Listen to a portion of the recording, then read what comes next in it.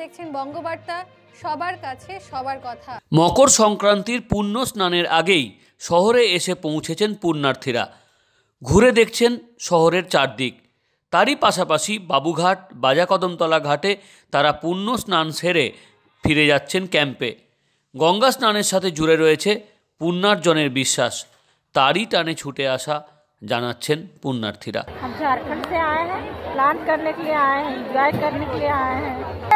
গীতাতে যে গঙ্গা স্নান করা ভালো তাই করতে আসি। এখন আমরা তো আর সেটুকুনি শিওর বলতে পারবো না, তা আমাদের মনের কাছে যেটা বলি হয়তো গঙ্গা স্নান করলে ঠিক মনটা হয়তো পবিত্র হবে বা হয়তো কোনো পাপ হবে। মা গঙ্গা দেবীকে বলি অসুখ বিসুখদের রক্ষা করো, এই বলি।